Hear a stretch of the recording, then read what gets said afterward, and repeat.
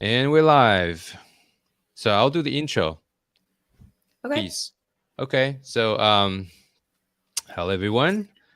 Welcome back to another episode of 11 Hours Apart, a ChiLynn podcast.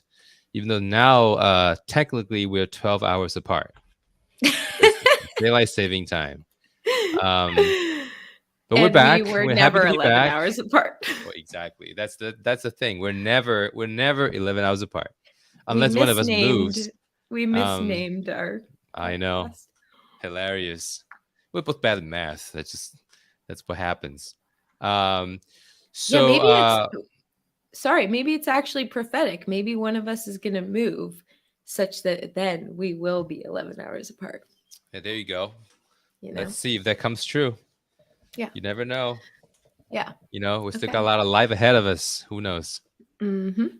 hmm So, well, she's Leah. I'm Chi, and as always, and I think this week we're going to talk about um, at least the movie, The Banshee of Inisherin, Mhm. and which was a strong contender for the Oscars Best Picture. And I think we have both watched all the episodes of the Mandalorian season 3, so we can talk about that too if we have time. Yes. Yeah, Yeah. So starting with the Banshees though. yeah, in sharing. Um Let's do that. yeah. Um it was, I thought, initial like reaction or abbreviated reaction is beautifully shot, beautiful scenery, beautiful acting, wonderful acting, great directing, interesting, but sad, depressing. I mean, I don't know if it was sad really. I mean, it was kind of sad, but it was like, um, it was just kind of deflating almost, or just a kind of depressing. And then I think a lot of it was almost about depression in a sense, or isolation, and so you really feel that sense of loneliness. And then it's like, as always, spoiler alert, we're gonna talk about the ending of this film, but it's kind of not, there's a lot that you don't really get closure at the end, so it's a little like leaves you hanging or wondering, and leaves you not fully resolved at the end. So it was, I think all of that was on purpose, but it was different in that way. It's not like the most uplifting movie I've ever seen, but that's not what it's trying to be. So, you know, it was it was good though, I thought. What did you think, Chi? I also think it was really good, and I share Yeah. your opinion that it's not. It's a movie that you're not gonna walk out of the theater feeling great. Um, Mm-mm. you're gonna like the movie. You're gonna appreciate like the story, the script, and like you said, the cinematography, acting, everything. But yeah, it is a movie that's kind of like depressing. Yeah. Because it's not about what it's about. It's not about some sort of cheerful aspect of it's not a Mm. particularly cheerful part of the world, and therefore the people who Right. live there are not, they're kind of just like they're trapped, and Mhm. there isn't a lot going on really in Mhm. life. So I think they are in some of them, in some people's attempt to like make uh sort of like a big deal out of the boredom and sort of just like loneliness and nothingness. Mhm. um you end up they end up just doing really really dramatic but kind of unnecessary things, and that's what the story is based on really.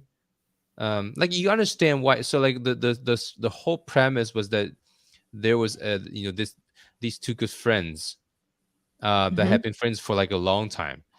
And Mhm. one day, one guy just decided that he wants to pursue music. He wants to leave something behind him when he passed on. He wants to have a legacy, and he thinks Mhm. that because hanging out with good friend. His friend's a nice guy, but he's kind of bland. So it doesn't hanging out with him wasn't like inspiring in any way, even though it was nice.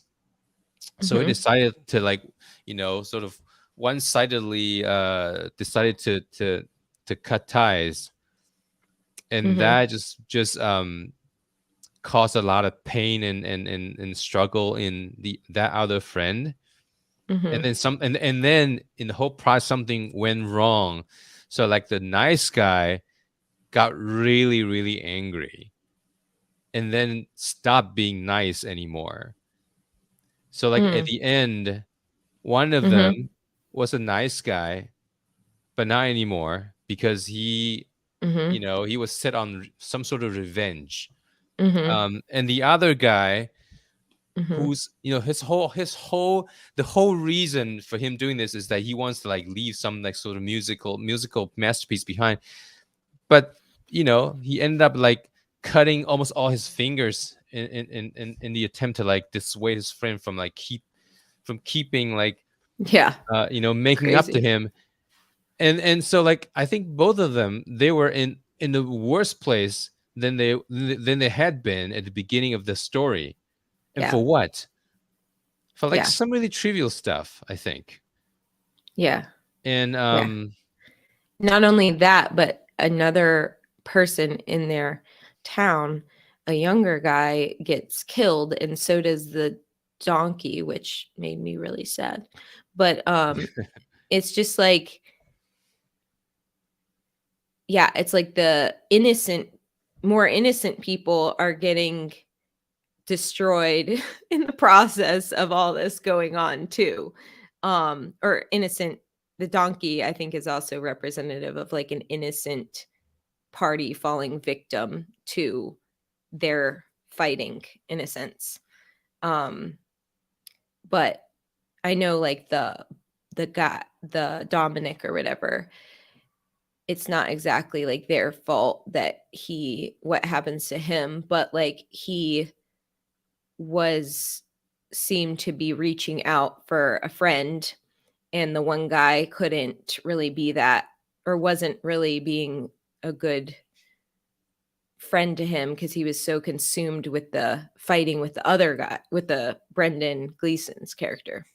So it's just like, yeah, it felt like, yeah, they were in the end, they were worse off, and they had been all along just fighting over basically trivial stuff anyways. And I did watch like one YouTube video afterwards because I was like trying to make sense of this thing, and this video was arguing that the whole movie was an allegory for the Civil War that was going on during that time. And it's a really strong argument when this YouTuber like laid out the like what each character is symbolic of, but basically like Gleason's character and Farrell's character are representative of the two sides of the Civil War, like the Free State and the IRA or whatever. And they're fighting. It quickly escalates, and they both kind of want the same thing, but they want to achieve it in different ways or something like that. And then it was like the Dominic character is representative of the younger generation that just gets like totally like effed over essentially by the older generation that's fighting. And also the donkey is supposed to be representative of the innocent, that gets the innocence of Ireland that gets like destroyed in the process of the Civil War. And if you think about it that way, it kind of like does help you make a little bit more sense of it too. And then in ending it being inconclusive in the end, it also makes sense because that's how the world is. Like at the end of a civil war like that, it's like it's not like everything's just resolved.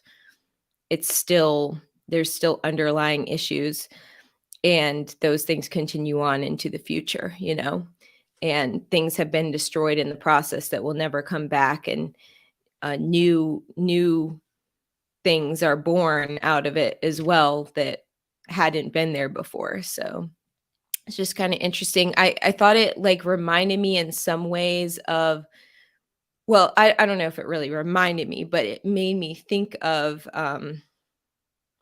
oh my gosh, I'm blanking. What was the movie that we watched with Matt Damon and Adam Driver? The Last Duel. Oh, Last Um Duel. Mm-hmm. it doesn't remind me of that exactly, but like what it what I think it did is, I think sometimes, at least maybe I'm speaking for myself here, modern day people, including myself, sometimes we look back, we look at these times in the past and we romanticize them, we glorify them, or you even think like today you might go on vacation to a town like this one in this movie, this beautiful landscape, and you might for vacation, we're all craving like a sense of escape and like getting away from it all, and it's like it seems like almost ideal to be out on this like rural quiet village, that's very picturesque. But these both those movies, The Last Duel and this movie, kind of show you very clearly how times were not, even though might be like beautiful in some ways, or like things were different back then, like it was a hard life for people. It was a lonely time, like in this town, in this movie, like people living out there were lonely, they were isolated. The community, the village wasn't always a healthy community. It's like we think today like, oh man, like our communities are in such disarray, and like we don't have the same level of like close knit community that they used to have in the past. And it's like, yeah, they used to have that in the past, but there's pros and cons to that as well. Everybody knows everybody's business. Yeah. And you can't get away from it. You can't be left alone in a sense. It's like you're isolated, but at the same time, there's all these people you can't escape from, like that and you're kind of stuck there at the same time. So it's like an isolating aspect, and then an aspect of everybody being in your business, and like Brendan Gleeson's character wanting to kind of get away, like be left alone, and he just can't. He isn't left alone because his friend just like doesn't understand what's going on. And I don't know, it's just like an interesting portrayal of how like maybe in some of these villages like that, like things weren't quite so ideal Mm-hmm. as what we look back and we're like, oh my gosh, look at this picturesque, like beautiful little village, like in this very dramatic and wonderful landscape. Like that would be such a cool place to live, or such a nice place. Like you imagine things were nice and peaceful there, but it actually wasn't. And also, like, I think that the movie is trying to make that point of the civil war that was happening on a nationwide scale there in Ireland was also maybe playing out in local, like smaller communities as well. And it was confusing too. It was like, oh, sorry, I put that in my face. It was like the one guy says in this movie something like about the Civil War, where he's like, I can't make sense of it or whatever. And it's the same thing that we feel as the audience when we're watching these two characters fighting. It's like you almost can't make sense of like, why are they even fighting? Like what is the problem? And it's kind of, I think that allegory, I kind of bought into that argument that it was an allegory for the larger Civil War going on. Yeah. And very well played and acted and written, especially I think if that's the case. Yeah, I heard about this. Like they're fighting, being a reflection of the ongoing Irish Civil War. But I do have a different opinion on that. Like I don't think, like Dominic and Com was representing like the IRA and the other party, because I think Free State, I think. Yeah, the Free State, because if when you if you just lay out their story side by side, I don't think that the parallel goes very deep. I think the resemblance is that, yeah, like there are two, on one side you have two two people fighting. The other one, you have two sort of regions or two parts of a nation fighting. And I think that's as far as the similarity goes. I do think the whole thing was uh I think it was a nice parallel in the sense that, yes, you in at all levels, people are fighting like just petty stuff. Um, but Mhm. and to have like this, the feud between two friends happening while the civil war was going in the distance. I thought it was a nice Mhm. design, Yeah. but like like either for like the reason why I don't fully buy into that allegory is because like Dominic, he was just like he was blindsided, totally. And like his Yeah. friend wants to like break up with him in a way. But if you look at like the RA and the Free State, it wasn't really like that. It wasn't. I think I neither of them were as like innocent as Dominique. Yeah, Or Dominic is supposed to be, according to the guy that I watched his video on, he's yeah. supposed to be representative of the younger generation, the kids that were around at that time that got like effed over by By their the Civil older War. yeah, he is supposed to be representative of like the innocent. And Yeah. yeah, just by the fighting, by the controversy, by the conflict, he gets, they get completely like just inadvertently kind of, Yeah, they got dragged hurt into by this that. and then Yeah, suffer from it. Yeah, but like exactly. but then again, it wasn't that like the older generation wants to break away from the younger generation, and that wasn't what the war was about. But that was what the fighting, the rowing was about between these two friends. So, I mean, Yeah, at but least it's almost like I'm not why like. did yeah, sorry, go ahead. Yeah, Sorry. yeah. So I well, at least in my opinion, I don't really see like a full sort of a um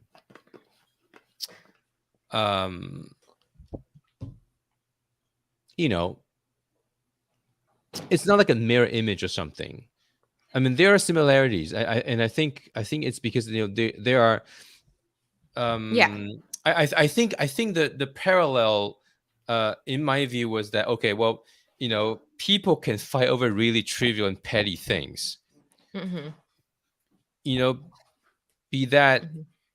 two friends or between two parts of the nation. And Hmm. also, once you decide to like to change the status quo in a really dramatic way, Hmm. there's no guarantee you're going to end up at a place that's better off for everybody involved. Right. And I think that was very like pertinent to the Civil War, because Mm. that left a scar, like you said. Hmm. Even nowadays, the Irish politics was still plagued by the conflict originated back then. Hmm. Um, to me, that was the strongest sort of parallel. But I just don't see Yeah. Dominic and Com representing, um, either Fully. like the two Yeah. parties fighting or like the younger versus older generation. It just doesn't quite make complete sense to me. Um, I but that's think but, but that's just I my think opinion, that really. it's not supposed to be an exact like representation, but it's supposed to be kind of reflective of the larger conflict going on. And Yeah. I feel like that, I mean, maybe this is going out on a limb here a little bit, but so bear with me, but it's almost like it's also telling a story about like what happens to people, what people do when they do get bored and lonely. They do things to stir up conflict sometimes. And it's like, I think Brendan Gleeson's, because they just like people on some level, I think the human spirit needs a little bit of conflict and aggression to be engaged in life and in the world. And that excites us on some level. That's why we go to the movies and we watch these like action films. We watch war movies. We watch things that stir that up in us, that feeling of, you know, being on the edge of our seat, which often it always good storytelling always has to do with conflict. There's always a central conflict. So it's like that we're not even interested unless there is a conflict. And it's like Gleason's character and Colin Farrell's character are like that thing about like the one guy, Farrell's character, being like really like too nice that he's boring, you know. And that's what Gleason's kind of like complaining about, is that like, I'm bored by you because you're nice, but that's it. There's nothing more to you. You don't interest me. You don't inspire me, as you said, Chi. And he is at the point where he's so desperate for anything interesting that he's literally threatening to cut off his own fingers over it, because he hasn't like had any real conflict in his life for a long time. And so it's like, I think people do that. People do crazy stuff when they're bored and isolated and they haven't had anything to engage with in the world. And they stir that stuff up. And maybe that's a commentary. I don't know the details of the history of the Irish Civil War and how it came to be, and how maybe it's a deeper commentary on just like civil wars everywhere. Is that like sometimes during times of peace, people get bored and then conflict gets stirred up for kind of no real great reason other than people have nothing else to do and they just start fighting over stuff, or they just start, you know, distancing themselves from other groups of people because they just need to feel some sense of, I don't know, identity or engagement or inspiration. I don't know. So they just do stuff to stir things up. And I think this kind of comments on that a little bit too. And maybe it's a little bit of almost like, I think it maybe, I don't know, I haven't thought this out very well, but maybe that also is a little bit of a thing about masculinity too, that like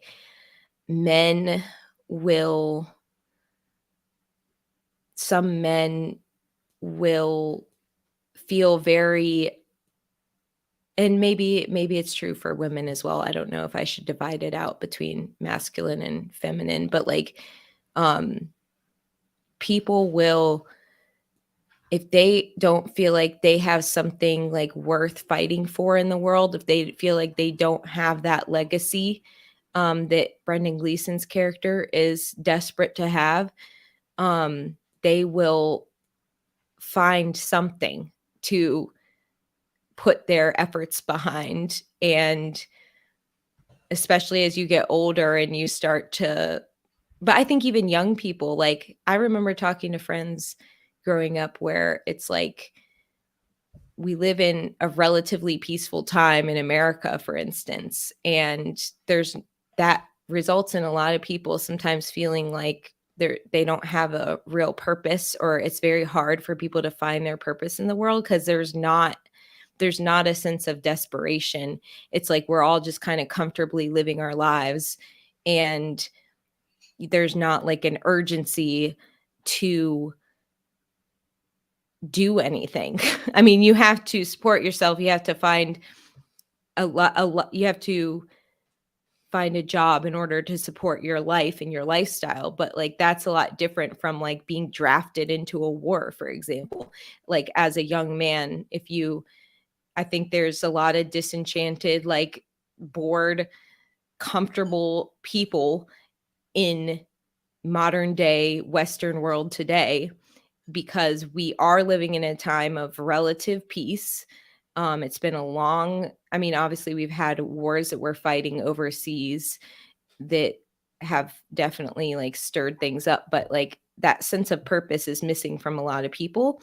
And I think this movie almost like says something about that as well, with this town, this village where Gleason's character and Farrell's character, they don't have like a real purpose to their lives. They're just kind of like living and getting by, and that is kind of boring, and it makes you feel just stuck, I suppose. Yeah, I don't know. Sorry, that wasn't like a super well thought out thing. I just was trying to put my thoughts into words a little bit. So I know that was a Yeah. little, I No, don't I know. think it was. I think I understand what you're trying to say, and I agree. I think, I think boredom would make people like anxious about their own significance, I suppose. Yeah. Like, Yeah. that just like sort of like brews existential crisis, basically. Yeah. I guess people even like Yeah. anywhere. I think like men or anybody in com's age would probably have this crisis about, oh, my time is like, my days are limited. Like, well, it's just like he can see his Yeah. end coming, even though it's not Hmm. like tomorrow or something, or like not even a couple of years, but his counting his days, and he just, if you live a life and feel like you have nothing really to show for when you're like Hmm. 65, Hmm. yeah, like you're gonna get desperate. I suppose. And if you are like, like calm, who thinks that he has something to give, like Hmm. Dominic, he's just an ordinary guy, and he's like fine Hmm. being ordinary, Hmm. right? Like he wouldn't have that problem. But like calm, Hmm. he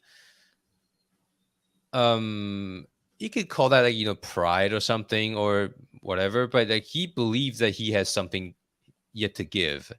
And I Hmm. think that's just that drives him, like makes him anxious and drives him to like do all these crazy things just to, Hmm. just for the legacy. Yeah. um but Yeah. then I think the thought itself is not that ridiculous, but the length that he would go to like to get there was ridiculous. Yeah. And I think that environment sort of is conducive to that kind of behavior, right? Because Yeah. Yeah. yeah. It's like, I feel like it's everywhere, like wherever you find like a really small town in the middle of nowhere, like there's some craziness that goes down Oh yeah. in those places. Like there's some weird people there, because it's just like, and it's amazing on the one hand, because it's like very people, it it's interesting to see that, but it's like recently I've been listening to a lot of the comedian Theo Vaughn, if you've ever heard of him. And he comes from like a really poor Louisiana town. And he just tells like the most ridiculous stories from his upbringing of all. And he's like, he's got a crazy mind, just like a wild mind. So you never know what's going to come out of that guy's mouth. And he, he but and some of the stories he tells, I'm sure, are like made up, or he's obviously like exaggerating, and he has a very creative way of putting things into words. So he uses creative, unlikely words to describe things sometimes, so it's hard to tell like exactly what the truth is. But I believe him sometimes when he's telling stories from his childhood about, like, he tells stories of all these crazy characters that were in his hometown, and like people that, he knew growing up, and just like all their uniqueness and their differences and the diversity that takes place in a small, like, poor, or not super wealthy, but like poor community. It's like there is diversity there too, even though it seems like, oh, there's not that many people. Like, how could there be that many like different people? But like they are unique. Every person is so unique. And it's like it's like people do get a little wild sometimes in those places, because it's like you don't have the same level of social pressure that you have, or you have a different type of social pressure than you would have in a more populated area, I think. Because you have the issue of being in a small town where everybody's in everybody else's business. Like in this movie, you have the one character that she gossips a lot about people. So it's like you might be more harshly judged by your community, but as a result, like you can't hide from yourself. You can't like hide yourself from others. So you have to just be like who you are. And so there's trade-offs, but anyways, it's just kind of funny how people do crazy stuff sometimes. I think when they're bored or when they're trying to stand out or just make a point and they feel like nobody's listening, like they will do some wild things. But I don't know, the cutting off the fingers thing, like at first I was like, what is going on here? Like, how is this? Yeah. What?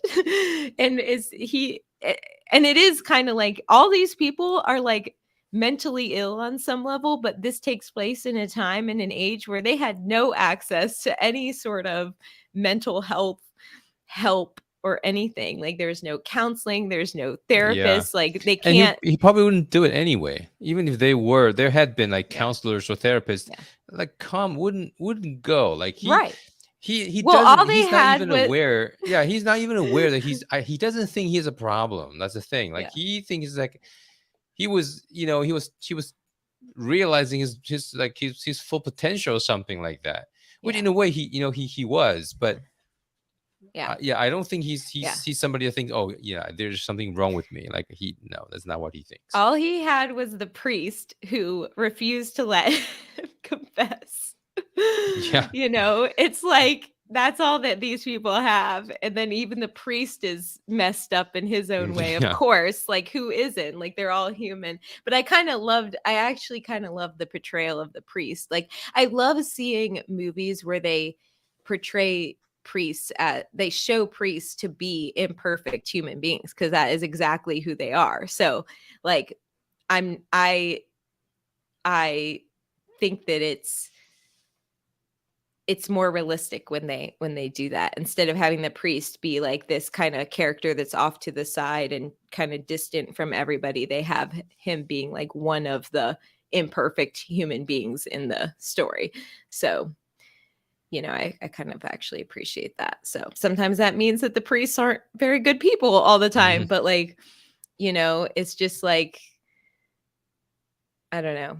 It's funny. It's interesting how both this movie and obviously like Calvary, they show there seems to be something in Ireland where they really are portraying these priests as being very human characters. They're not hiding from that or trying to do anything different. Like, I don't know, they seem to have an understanding of, I guess, maybe priests just are a little bit different in Ireland, like in these smaller communities and stuff. And I just had a different kind of relationship with priests growing up here in the US, where they are kind of like there's more of a distance between them, it seems to me, and the community.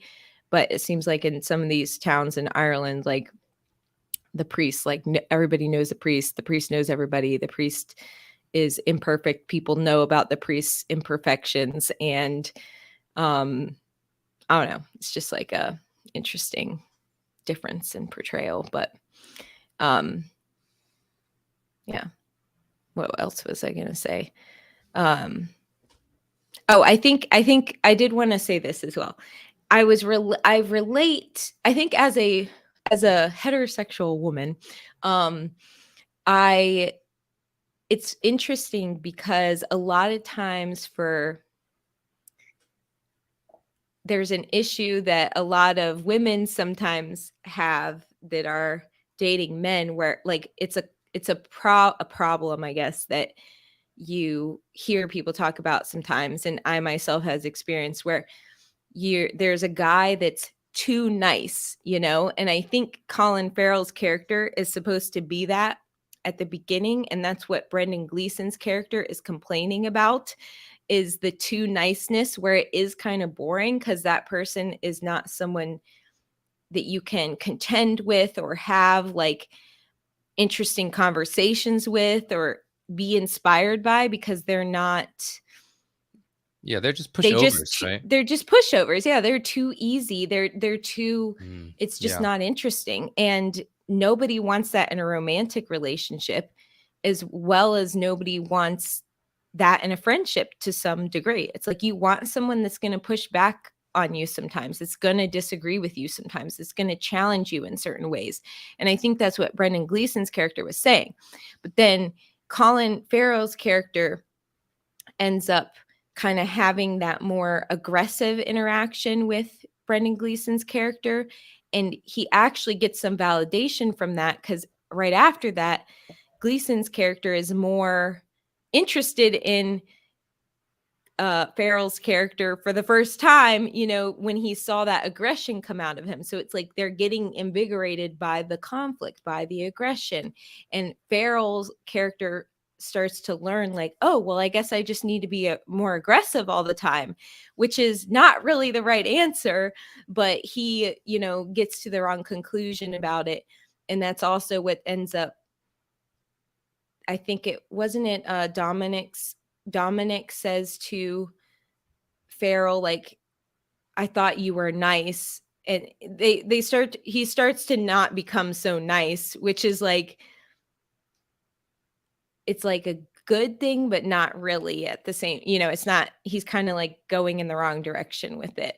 So it's just kind of also a commentary on that, of like, when you are a person that is being too nice, that is being a pushover, like how do you strengthen yourself so that you aren't that anymore, but you also don't turn to actually becoming just straight up mean. It's like a delicate balance between being nice, being mean, or being just a strong, firm, assertive individual. And I think that's also maybe a thing in this movie where I think that's like a common,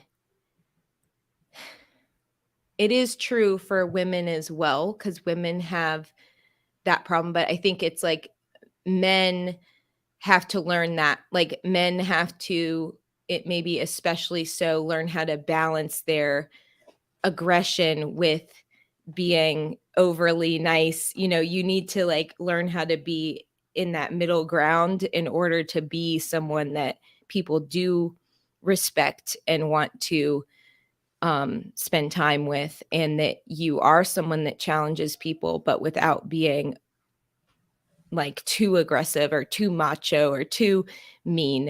And Yeah. it is a Yeah. balance, but it's just Yeah, like, it I is a thought that balance. was interesting because I related to Gleason's character over that, like from more of a, I guess, from looking at it from like previous like romantic relationships I've had or interactions that I've had, where you face that problem. And it's like, you don't want to tell the guy to be meaner, but you also are like, yeah, but he's too nice. It's like not interesting, you know?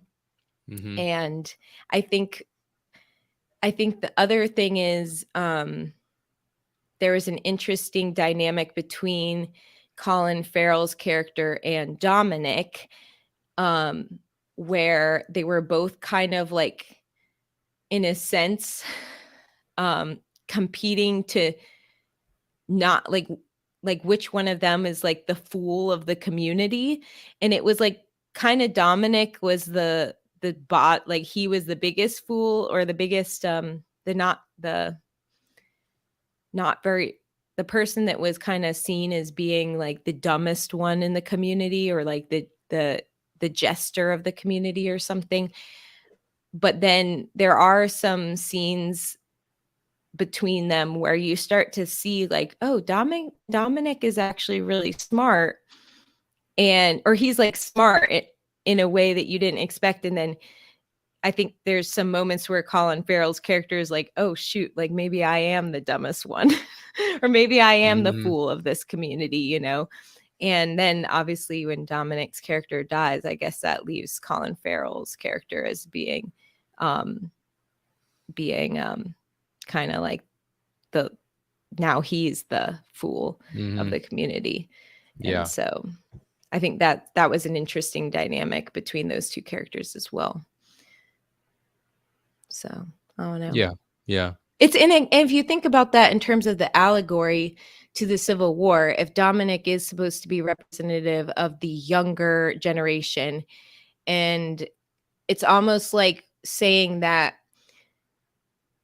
in these fighting sides, these fighting factions of the Civil War, that they're actually in some ways being more immature than even the children in the country. Like they're being more childish by fighting this civil war than the actual younger generation is. So it's like the younger generation is always going to be the fool.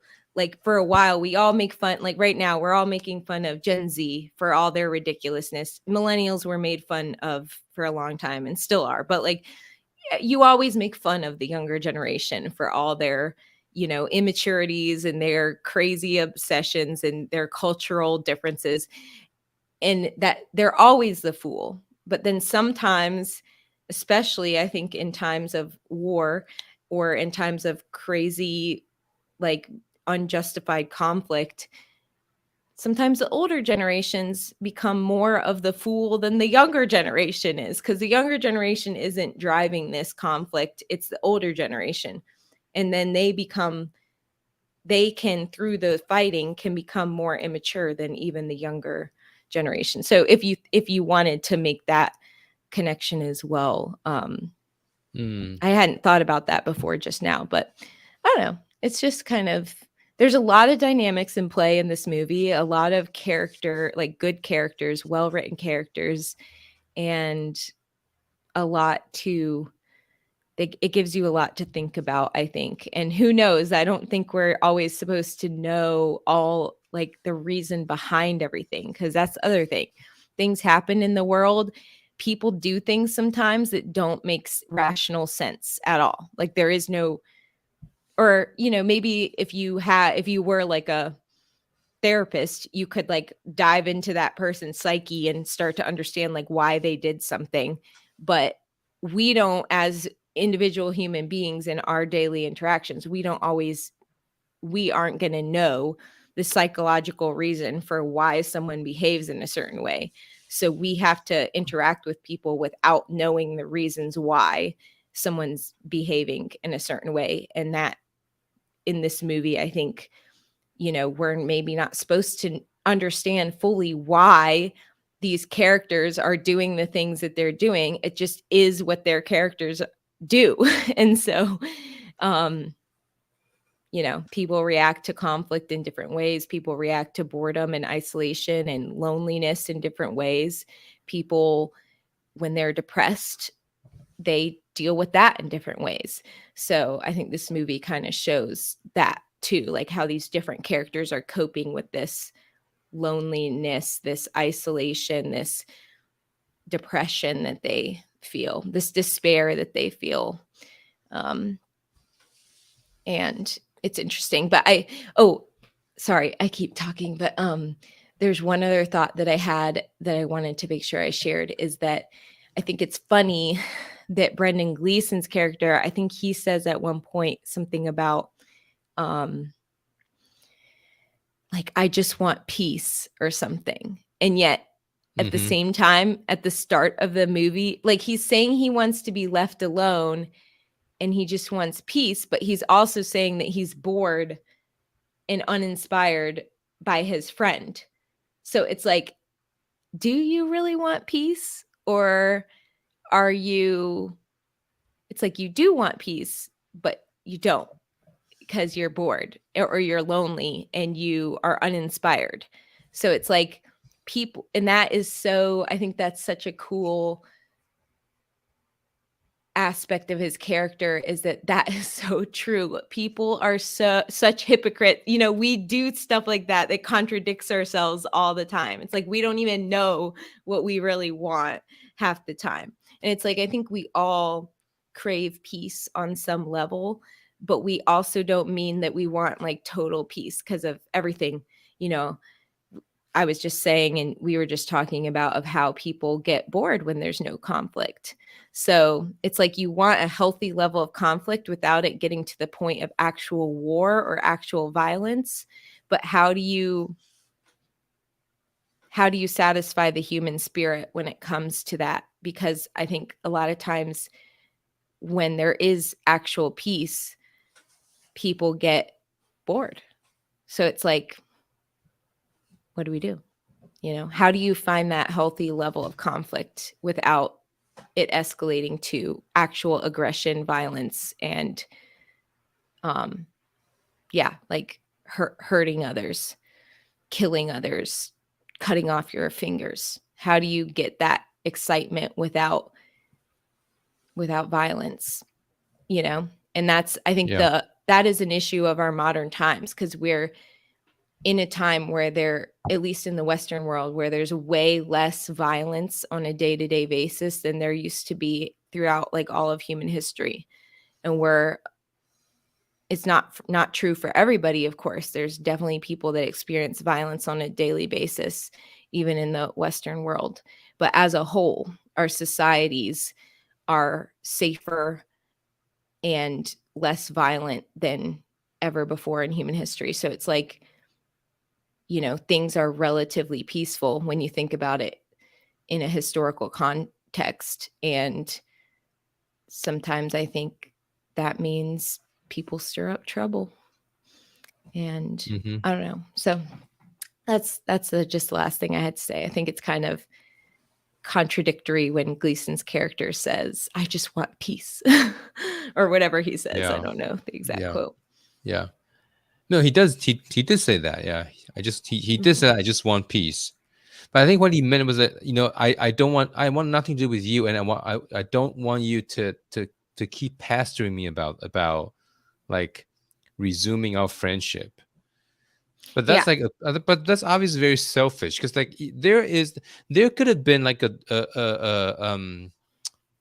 much better way to communicate your state of mind and your desire to like renegotiate your friendship. There could have been a conversation where like all the cutting of the fingers and all the tragedy that ensued could have been avoided.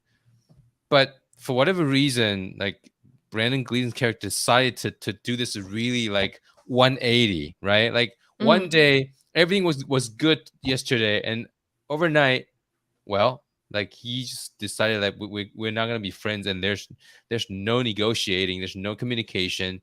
You just don't do that, right? Like, and yeah, like I think. But it's like, I think we can like, part of that is because like the environment, right? And I think I do believe part of that is because that's just how, you know, how he is as a person. For whatever reason, he was prone to maybe like, you know, extreme measures, and maybe like that he has been having this feeling that for like you know, maybe like a number of years now, and now he just decided, okay, it just like erupted, right? Like he just didn't communicate, and then he decided like just bottle it up, and then well, this happened. And of course his friend's gonna feel blindsided, and yeah, it's just very poor communication skills. I think that's one of the core problems. Yeah, but I think it is also contradictory that he is doing this because he wants to leave his he wants to pursue music and have that be his legacy or whatever. But then he also is severing his connection to like his one friend. It's like the way you leave a legacy is through connecting with people, and your impression is left behind in those people that you loved and that loved you. And then his one friend that cares about him, he's severing that tie in the name of his legacy. But it's like, well, then who are you going to be playing your music for? Like, if you don't have your one friend like at your side. Like, I think he is contradicting himself. That character is contradicting himself a lot. And so is Colin Farrell's character in his own way. But it's just that is a very well written character in my opinion, because it clearly shows how people do stuff like that. People contradict themselves without even realizing it. Like, I don't think Gleason's character is purposely being hypocritical. He just is by accident, because he believes he's fighting for this one thing, but in the process of doing that, he's actually severing his best chance at that thing, in a sense. I mean, maybe he has other loved ones or friends that, you know, he doesn't mind so much, but he believes that this one friend is what's impeding his legacy, when that's not an actual, that doesn't seem to us outsiders to be an actual, like, factual truth of this situation. Like, he just is he's almost making his friend into the scapegoat of his problems, in a sense. But I don't know. I agree. I do Yeah. agree with that. Yeah. Yeah. Because I don't think there is a, you know, like I said, you know, there could have been a better resolution to the situation. Maybe again, well, I need to devote more time to myself or to the Yeah. friends that I make music with, right? Mhm. And I'm sure Mhm. like the Colin Farrell's character would be like, oh sure, like I understand that's okay. Like Yeah. there, it doesn't have to be like. I think you're exactly right. I think he was Mhm. making, he was taking this out on his friend Mhm. and sort of blaming him in a way that he hasn't really created anything, you know, Mhm. worth being left behind. Yeah. Yeah, it just, you know, it's just like a very childish behavior and just poor Mhm. communication skills all around. Mhm. And you put all this in this hotbed of Mhm. isolation and depression, and well, this is what you get, like a tragedy. Yeah. Yeah. Exactly. Um is there anything else, Chi, that you wanted to say about this movie? No, I think that's pretty much it. Okay. Yeah, I agree. I feel like that was I feel like I said what I wanted to say about it. But I wanted to bring up uh the fact that I think since the last time we talked, since it's been a while, obviously the Oscars happened. So I just wanted to ask you, like, were you happy to see the best picture winner was Everything Oh Everywhere All yeah. at Once? Oh yeah. I was happy. Also, not just because And best they're. actress, Oh best yeah. supporting Yes, exactly. actor. But I want to say it's not. It's really not because obviously, you know, a majority of the cast and crew were Asian actors or Asian American Mhm. actors or Asian American, just, you know, people. That's Mhm. great. But I think what makes me the most happy is because it was such an original film. Yeah, It it was was. nothing like It really I've was. ever seen before, and Right. I'm just so happy that, you know, a film like this, um, like made such an impact. And you know, Michelle Yeoh and Kiwi Kwan, they both did a fantastic job, and Mhm. I'm just They happy did. to see them finally getting recognized, Yeah. for their talent and their hard work, and Yeah. that was pretty that makes me happy. Yeah. I was Yeah. happy about that too. I was kind of surprised that Jamie Lee Curtis also won for Best Supporting Actress, because I thought she was good. I just didn't, for whatever reason, like, didn't think that her performance was anything like super, like, out of the ordinary amazing for her. Like, I thought she did Hmm. great, but I didn't actually watch the Oscars, so I did not see who the other nominees were for that. I think the strongest contender like was Angela Bassett Oh, yeah. for her role in Black Panther, like Wakanda Forever. But you know, Oh, okay. I if I haven't was seen that. if it was up to me, I would give it to Kelly Condon, What was she in? Banshee of Inisherin. She played the Oh, shit, that's sister. Oh, yeah, she was amazing. She We was didn't even talk amazing. about her, but she did such a good job in this movie. Yeah, yeah. She Um, was also in Better Call Sorry, I Saul. didn't know her name. I didn't know her real name. Oh, that's okay. But yeah. Yeah, I agree. I would have given it to her over Jamie Lee Curtis. Not that Jamie Lee Curtis did a bad job. It's just that I think that her role in that movie didn't require quite as much for whatever reason. I don't know. But like, yeah, I don't know. I guess I'm comparing her to Ke Huy Quan. Is that how you say his name? Kiwi Kwan. Kiwi Kwan. I think Kiwi Kwan had a much bigger role as a supporting actor and like had a bigger impact on me in that movie. And so then when I think of Jamie Lee Curtis's character, it's like, yes, she was a supporting actress, but her role didn't have as big of an impact on me as Kiwi Kwan's did. So yeah, I would agree with you. I would give it to the Banshees actress that Yeah. played the sister. She was amazing. She did a great she job. was amazing. Yeah. Yeah, and actually we also didn't talk about like the title of the Banshees movie and like the significance of that. Did you have thoughts about that? Well, Chi? I think I from an interview that I saw, I think the Banshee was like the Banshee of Inisherin was the old lady. The lady Yes.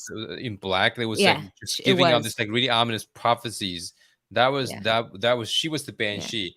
But Yeah. I don't. But I have no idea why they decided to use this as the title of the movie. That I have no Yeah. idea. I'm probably going to not do a very good job of explaining this, but that was another thing I had to look up afterwards because I was still confused. Like I didn't understand the title either. So it maybe is best for you, Chi, and any of our listeners to just go look it up for yourself. But my understanding of it is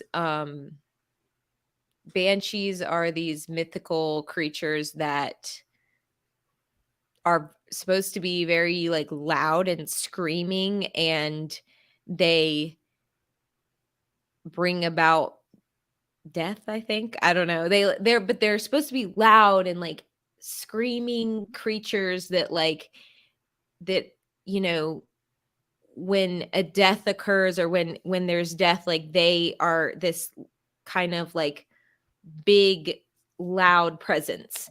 And what this movie was doing was saying that like this village, these people in this time have degenerated to such a point that even the banshees are no longer like they don't even care anymore about about the conflict and squabbles and the death or destruction or whatever that's occurring in this village. So they're not loud anymore. They're like silent banshees or something. I'm doing a terrible job of explaining it, and that's why you should look it up for yourself. But like the woman who's supposed to be representative of them, instead of being that screaming presence, she's kind of like quiet and just not that interested in the goings on of these people. So it's like the people there, it's like this village is like so boring that even the banshees are kind of disenchanted with them. Even the gods like don't really care about them anymore, essentially, is like what it's saying. Is that's how isolated and left behind this community is that even mythical beings like could care less about the happenings and like the conflict that's This is a happening. godforsaken land, godforsaken island. Exactly. Yeah, something like that. Yeah. But Okay, yeah, it's kind of interesting. It's a very interesting title. But then I also heard somebody say like that the writer or the director or whatever likes the alliteration of the SH sound.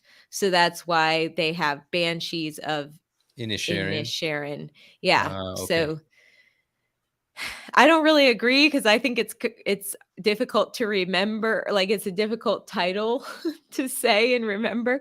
But that writer or whoever decided upon that title liked that alliteration. So that's why they did it. But yeah. Yeah, I thought it was a good title. I like the title, even though like I said, I have no idea why there was. What's the meaning of Yeah. It is a very what's the creative deeper title. meaning behind it? Yeah, it was a good title. I like it too, Yeah, good in a movie. sense, but it's hard to remember for me. I never like I for the longest time was like, what is that movie called What is that again? movie called again? Yeah. Cool. Well, Oscars happened. I still haven't seen Guillermo del Toro's Pinocchio, which won Best Animated Feature, so I want to watch Yeah. that. I heard it was You should watch good. that Did you one. watch it? Yeah, yeah, I did. It's a good one. I like it a lot. Okay. Yeah. I also watched the All Quiet on the Western Front. I was just gonna say I haven't seen that either. I've Yeah. been meaning to That's watch it for the also really longest good. time, but I'm kind of afraid to because I think it's gonna be a difficult watch. Um, how does it Depends. It wasn't super gory at all. It just like it was also a really? depressing movie. It was just like Yeah. it was about like life just being wasted. Ugh, so Like sad. young lives just being wasted. Yeah. It would make you It's like sad and angry at the same time. But because like yeah. that happened, because well, for me at least, like there was so much time and distance between these young men and like Mhm. myself. So Mhm. like I don't the distance sort of like protected me from like really being like messed up by the story. Mhm. But even with the distance, like on the Mhm. flip side, Mhm. it was just like, wow, if I had been born like in either France or Germany at the time, oh my god, like what a waste my life Yeah. would have been. Yeah. I just always, whenever I hear like World War One stories, for whatever reason, I always think of Tolkien because it's just unbelievable to me that it's like the people of his generation. And I just think of him because he's like, in my mind, like kind of representative of that generation. And just what they went through in that war. And then the like people in his generation that also lived through World War II. It's just like what they saw, like the destruction that they saw in the Oh world. It's yeah. just ridiculous. I read a Um, book recently. It's called The Bloodlands. It's about like the millions of people that died between Stalin Russia and the Nazi Germany. oh yeah, it's it's it's And it's unfathomable. yeah, I can't yeah, say the like word. unfathomable. Yes, as Yeah, it was. I didn't like. I had no idea about because when we think about like, oh yeah, Nazi, like they, like the Jewish genocide. Um, yeah, we all the we um the more familiar places to most people are like the camps in Germany, but like yes, that's not even like the 1/100th of the like the nope. really the major deaths happened in like In Russia. in no in Poland, Oh yeah. in Oh Belarus, yeah. in Yeah. Ukraine, and Yeah. it's not just the Jews. Yeah. Like that was when Hitler came around. Like Stalin before, like just I know. that piece of Yeah. land, like Yeah. people just die because of like bad Yeah. politics Yeah. and because like genocide. Yeah. Yeah. And you just There are like like like watch, you just read the thing. It's like, well, like what did they do wrong? Like what yeah, have they done to deserve this fate? Nothing nothing. really. They were Nothing. just caught in between these two terrible like person, and it was just like millions of Ukrainians died Yeah. because of what? Because like Stalin decided to like, oh, we're gonna like Mhm. collectively grow Mhm. things. So like he just like Mhm. took all the seeds away, and like, Mhm. or the nation is gonna be planting seeds, but that Yeah. failed. And then so like the farmers were left with no seeds. Mhm. So what happened? They starved to death. And because like Yeah. Stalin was too proud to like, well, he couldn't admit that he made a mistake, Mhm. so he blamed the Mhm. Ukrainians for sabotaging his plan. Yeah. They actually had propaganda posters in those areas saying warning people to not eat their own children because that's how starving everybody was. Isn't that wild? Oh yeah, that's They had crazy. to like basically ban people from Yeah. eating No, people. people were eating like what? So most of the people, they didn't really just kill people and eat them. They just people just they just when Dead people. yeah, they were forced to eat their family that passed away like recently. Yeah. Yeah, Oh, there was this oh. like Can what? you imagine? Oh, Yeah, like there no was a way. there was one. So like they found a lot of diaries from the time, right? And there was Yeah. like one diary of a little girl, and the entry was pretty much just uh like uncle so and so died on this day, grandfather died on this day, Oh and my father God. died on this day. Yeah. That was it. Yeah. That was it. Yeah. And Yeah. yeah, it was It's just like terrible. It was every terrible. week someone else in your family is dropping dead. Yeah. Yeah. It is truly unfathomable. And like, yeah, I that sounds like an interesting book, Chi, just a light bedtime reading, you know. No, I'm just kidding. But it was I think let, it let me is it was a great book. I Very kind of was a do bit want to read it it now that it you was it brought was it a, up. it was a big book though, but it was Yeah. really really illuminating. Like I Yeah. I have no idea. I mean, Yeah. okay, so one thing that I got out of it, besides like understanding the history Yeah. that most people didn't really know that much Yeah. about, Yeah. was that you see what Putin is doing to the Ukraine. What that was Yeah. exact the same. It was the continuation of the Stalin sort of state of mind. They just Seriously. believe that that was part of like the glorious Russian Empire, and we gotta like conquer that. And it was just like well, it was a Stalin reincarnation, pretty much in spirit. Mhm. Yeah. And it was scary. And then you look at people, from everywhere that say that like blame the Ukrainians for like angering the Russians, or people who were thinking, well, that's their fight, we shouldn't like intervene. That's not our business. Mhm. And well, if only they had read the book, because like that's exactly what happened to like to Russia and Mhm. Nazi, because a lot Mhm. of nations at the time said, well, that's not our fight. That's between Mhm. like them and Poland, or between them and whatever. Yeah. Um, yeah, it's how I yeah. watched I watched that movie on Winston Churchill that came out The darkest recently. out recently. Yeah. Well, not Okay, recently, but like, the the more darkest uh hour. is that what it was called? I don't know. Gary Who is Oldman plays Churchill. I think so. Yeah. Yeah, the Yeah. darkest hour. Yeah. Yeah. And in that movie there's like the scene where he calls the US to ask if we would come aid them in World War II, right? Hmm. Yeah. Sorry. Yes.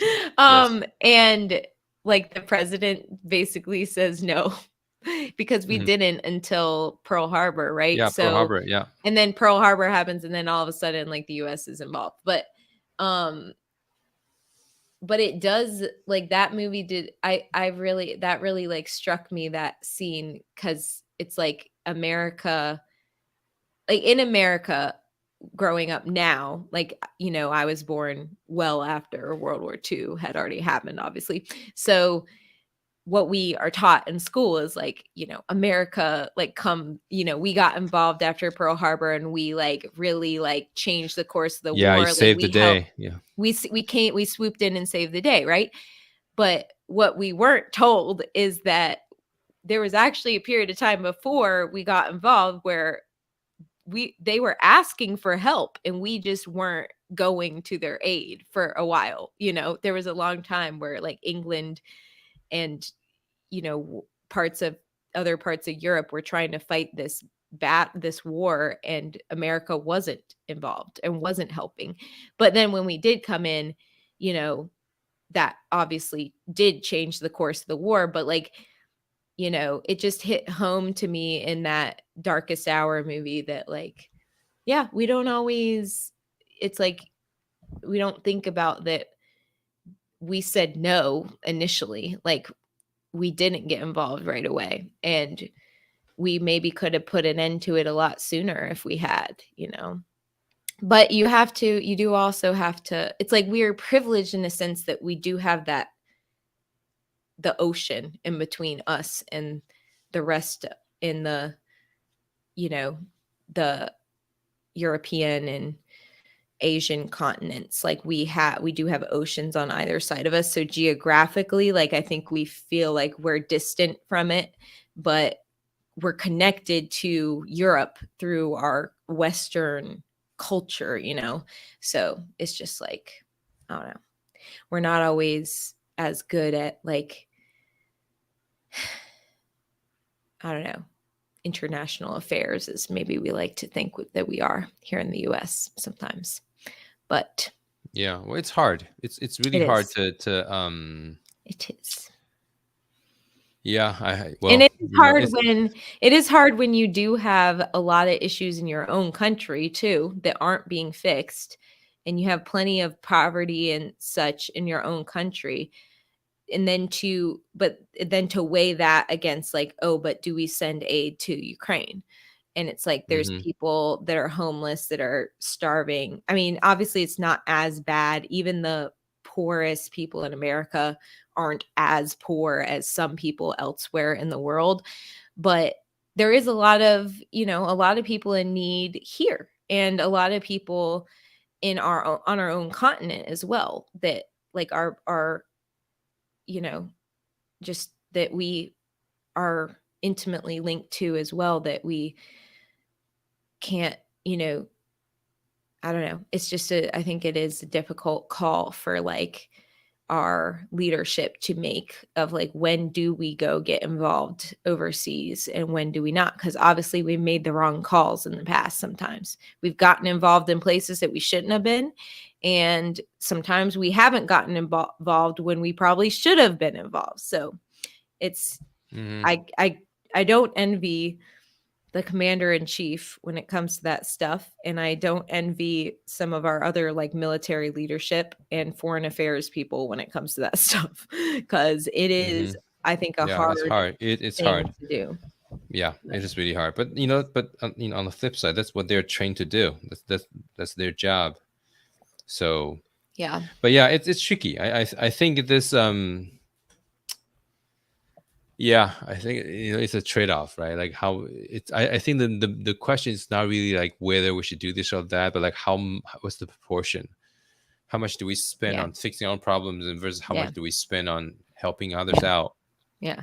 And Even how though can we, even when we are sure the fight is worth fighting, yeah, there's always going to be this yeah, debate about, well, should we just like solve our problems before we yeah, go help out with other yeah, people's problems, or yeah, but I think yeah, when like democracy is on the line, when you have like somebody yeah, like Putin, you just can't like you can't afford to there's no place for like isolationism there, because right.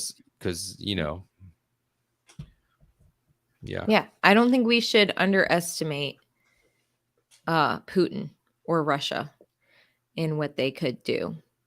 Just like I don't think we should underestimate China either. But Yeah. I also hope that we don't like spur a World War III when we could avoid it. So, not that Yeah. that's what we're Yeah. doing, but I'm just saying like No. it's Yeah, just that's true. It's always like it's like a balance. You're like walking on a tightrope or something. No, but like yeah. we are. So the U.S. is officially in a cold war with China.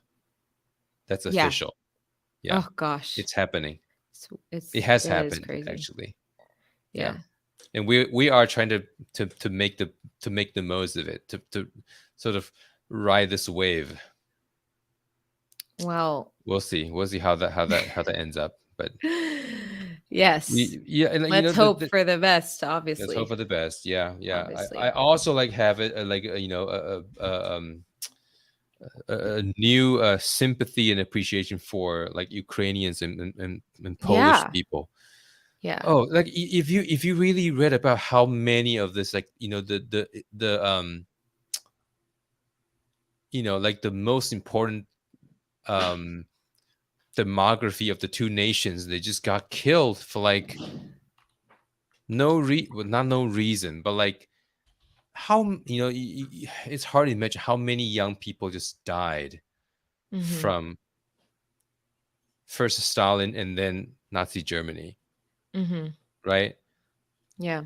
And that's something, the two things Mm-hmm. happen, like some, a person can experience both Mm-hmm. things in their lifetime, Mm-hmm.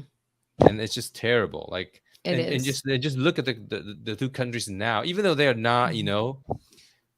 given the setback, you have to admire that they're still like up there, and like, um Mm-hmm. doing their thing. Yeah. Yeah, Yeah. it's a lot of respect for them. Yeah. Yeah. Um, there's a movie coming out that I really want to see. It's going to be coming out on Memorial Day weekend. So that's like the end of May, um, called The Machine. And Mark Hamill's going to be in it. But it's a Oh. comedy. And I bring it up because it's this comedian, Bert Kreischer, I think is how you say his last name.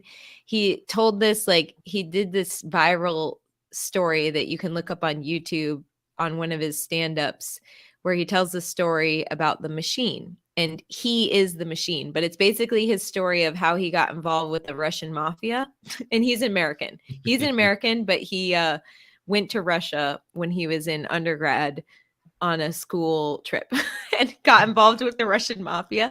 And it Wow. is ridiculous and it is crazy. Um, but now he's made a movie about it, and Mark Hamill is in the movie playing his dad. So and it looks like it is going to be really funny. So I think, Huh. I feel like it's a comedy, but I think it will be interesting to see this movie in light of what has been happening in Ukraine and with Russia. And like, I think it will just be, I mean, it's a comedy, but and I don't think he's going to get like political in it too much. But Mark Mhm. Hamill himself has been very involved in advocacy for Ukraine. So I think it's interesting that Mark Hamill signed on to be a part of this movie. Um, so he must have seen something in this movie that he approved of as a comedy, obviously. Even though he's Mark Hamill himself is outspoken to be very like anti what Russia has been doing in Ukraine. So I'm hoping that the movie is a comedy that also like has this interesting um relevancy given what Russia's been doing recently. So I don't know, but we might want to watch that one sometime for the pod. I don't know. We'll see. Yeah, I don't know. I'm not sure if that would come out in theaters, but there should be a way for me to rent it. It is coming out in theaters in But the maybe not. US, But maybe only not. in Yeah, theaters. but Yeah, maybe probably not they're here. I have a feeling that yeah, I might not be able to see that in theaters.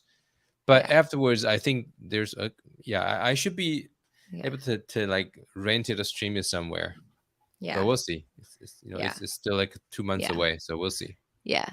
Just look out, keep an eye out for it. Okay, I we'll think do. it will be. I think it's going to be like a very like refreshing movie to see in a sense, because I think that they're not holding back on it, on the comedy in it or anything. So Mm, it should be good. I don't know. Maybe it will be terrible, but we'll see. Cool. Well, I don't know. We should probably like wrap this up yeah. before too long. Hmm. Um, but uh I guess as far as the Mandalorian goes, do you have any like short comments you want to make about the first 4 episodes? Gee. I enjoy them, but I don't have like a lot to say just yet. Yeah. I mean, we should definitely have a chat about the show when the season's over. Yeah. A Yeah, longer a conversation long for sure. conversation about, because like for now, right now, like I'm happy about where the season's going. Um, but yeah, but not much to say just yet. Yeah. I I'm happy about it too. I mean, I've been finding it to be entertaining. I'm trying to remember what the third episode. I feel like I wasn't that enthused about it. Was like I wasn't super No, they went to enthused the about Mandalore, like they bathed in the water, and then that was the second episode. And then the third episode they go what? Really? back. Oh, that's when Bo-Katan like Oh joins no, the no, yeah. The third was like a spin-off episode about the oh, the old guy. Imperial, yeah, like Yes. Yeah, they yeah, yeah, yeah. amnesty program or something, and then Dr. Pershing. yeah, Dr. he Pershing. got mind frayed. Yeah. Yeah, which is super interesting about the like we're learning about the cloning, what they're trying to do, and probably what they were trying to do with Baby Yoda, um, when he was trying to they were trying to capture Baby Yoda, you know. But it does make me wonder if there could be some truth to the theory that Baby Yoda is a clone of Yoda, but I kind of don't think so. I think he's just another one of Yoda's species that is very, very strong. They tend to be very strong in the In the Force with their Force. midichlorians. Yeah, I So think I would be more inclined to believe that's the case. yeah, I'm super. I along with most people, I think, was very happy to see Ahmed Best playing the Jedi that he played, and that he was the one that kind of rescued Hmm. Baby Yoda from the temple. That was cool. He looked amazing. I loved the lightsaber choreography during that scene, and just awesome. Like, and he is an awesome guy who, like, I see his Instagram posts and stuff, and he is so happy and so grateful to have gotten that opportunity to play that role. And I think he's like genuinely just like thrilled about being involved in it. He keeps saying, like, I'm a fan first. Like, I've always loved Star Wars, and it just like he's such like a great, like, the type of person that I'm so glad that they did decide to like get him involved in The Mandalorian, because he's in it for the right reasons. Like, he's a true fan, and not that I ever doubted that about him, but I just I think it's awesome to see Wait, people so playing these roles. was he involved in the Star Wars series before? Because I didn't know him. He played Jar Jar Binks, and Oh, he does. Oh, he was okay. in the suit for Jar Jar and does the voice for Jar Jar. And he also, though, appeared in he played this Jedi also in the prequels. I think he appeared somewhere. He was like kind of like a background Jedi, but his character already had a name and stuff prior. Oh no, it wasn't in the movies. He played this Jedi character that that he's playing again for The Mandalorian in I think it was a video game or something like that. He That's when this character was originally created, was for Hmm. like a video game, and he played it for that. And then now they're just bringing him into live action as the Jedi. But he was one like that when the prequels came out, and a lot of people hated Jar Jar, although I have to say, as a young child, when I first saw uh episode 1, and I never like had strong feelings against Jar Jar at all. I don't think I like loved him as my favorite character or anything, but like Yeah, we but thought he was you didn't hate funny. him either. Yeah. Yeah, me and my friend would always quote Jar Jar. Like, we'd always put on the Jar Jar voice. We'd be like, Misa think something something, like we'd always say Yeah. Misa. We thought that was so funny. And I probably didn't even realize at that age that there was actually a person in there doing it. You just like believe what you see. So it's like, I never had strong feelings against Jar Jar, but a lot of the original trilogy fans like hated Jar Jar. And basically, I think Jar Jar became the representation to older fans. He became the representation of the prequels and everything that they hated about the prequels. Hmm. So, because he was the most prime example of like a big distinctive difference that wasn't in the original trilogy. And so he became that like symbol of everything that was wrong with the prequels in some people's eyes. And so he got that actor, Ahmed Best, had gotten like a lot of criticism at that time. He received the bulk of the criticism. It was basically him and Jake Lloyd, who that was a little boy who played Anakin, which I think is ridiculous that people ever like directed any hate towards him. He's a kid. But they both received a lot of criticism, bullying, threatening messages, everything else. And Ahmed Best, like it actually caused his mental health to really decline during that time too. But he always like, I guess he continued to still like love Star Wars, which I think is amazing that he didn't just become disenchanted with the whole thing.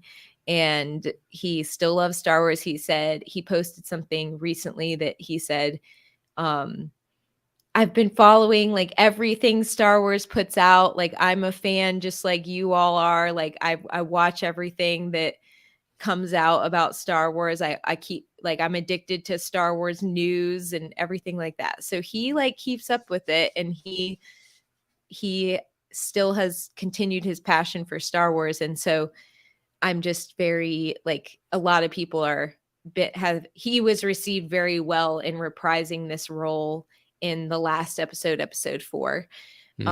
So, and I'm glad because he deserved it and he looked amazing. He has been, I know he's been keeping in shape too, because he posts things online of him like in the gym working out. So I think he like really got in shape for this, and he you could tell his physicality was great, like with the lightsabers, I thought.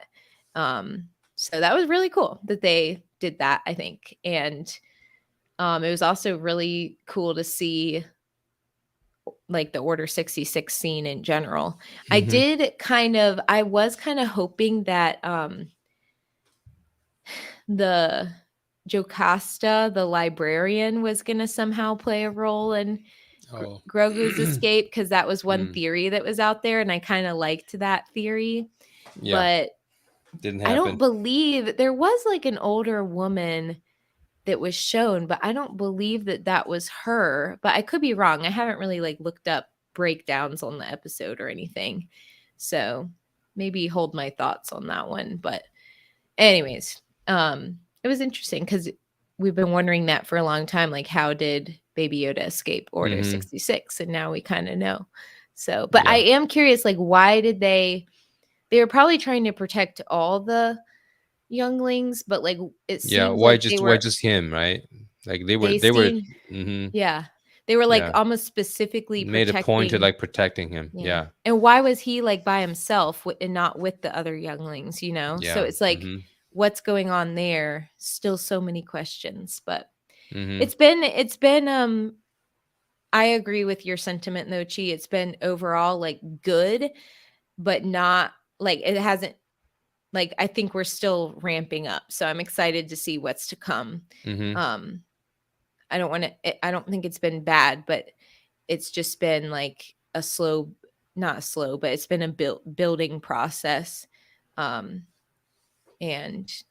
I think also I just want to say that the actress that's playing Bo-Katan, she was also the voice for Bo-Katan in the Clone Wars, which is where that character first came out of. And she just looks so good. She looks so much. It's just, she's doing an amazing job as like in live action, I think.